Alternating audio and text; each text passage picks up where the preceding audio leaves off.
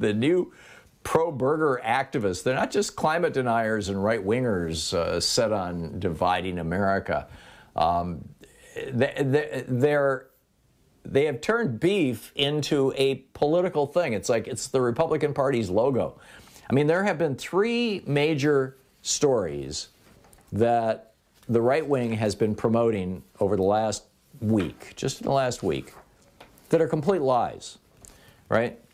The first was that the migrant shelters down in Texas were being packed with Kamala Harris's autobiography, with her book, in their welcome packs. Not true. One person gave a copy of Harris's book to one kid, and somehow somebody took a picture of it. Harris had nothing to do with it. The government had nothing to do with it. Our vice president had nothing to do with it. But the network, the news, Fox News was falsely reporting that, oh my God, your tax dollars are buying copies of Harris's book to pass out. Quack, quack, quack. They also ran a story that the Virginia Department of Education, Virginia has a Democratic governor now, is moving to eliminate advanced math classes in high schools. No, that's a lie. And then, of course, the number one was that the whole Biden plan for infrastructure in the United States is going to require you to eat 90% less beef or meat, which, actually might make you healthier, but it's not true. But Epicurious magazine, and I went over and checked this out. This is fascinating. Epicurious. It's the website is Epicurious, EPICURIOUS.com. And it's an online magazine. They may have a print edition. I'm not real familiar with it. I just spent a little time on their website this morning. And they've got an op-ed there titled, Why Epicurious Left Beef Behind. Now, this is a recipe website, right? It's a food website. They've got all these incredible, exotic, interesting, fascinating recipes on there. And they just said, we're no longer going to be offering recipes with beef in it. It's not that they're vegan or vegetarian. They're still, they still have recipes with chicken and pork and lamb and, fish and stuff like that. But their point, and this is not about health, their point was that beef is essentially destroying the environment. The Washington Post did a piece about this today, saying Epicurious said that they would no longer publish recipes using beef, citing the environmental harm caused by cattle farming.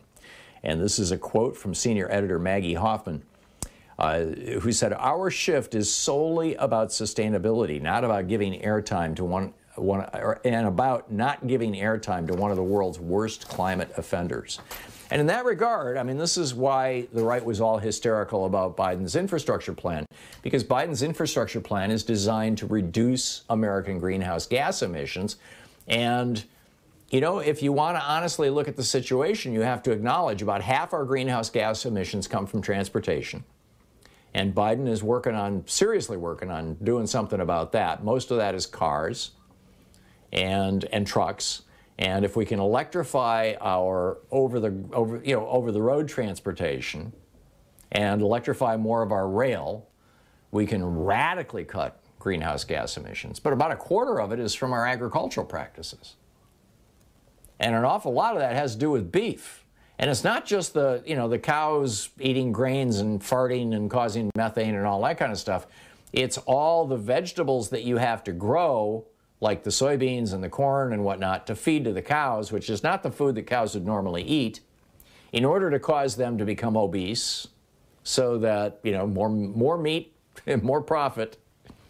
Not to mention the antibiotics they give them and the giant waste pools, because the old-fashioned cow patties are gone because we feed them bacteria, so their guts are constantly in a state of turmoil. And so, what's coming out is rather different. I'm not going to gross you out.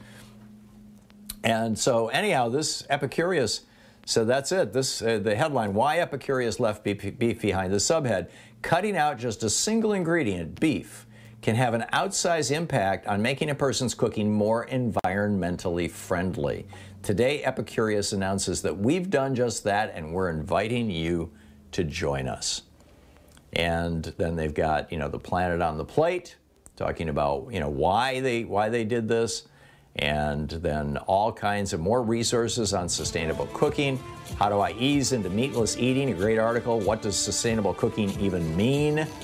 Is there such a thing as sustainable beef? 86 delicious reasons to plan a plant-based picnic or cookout.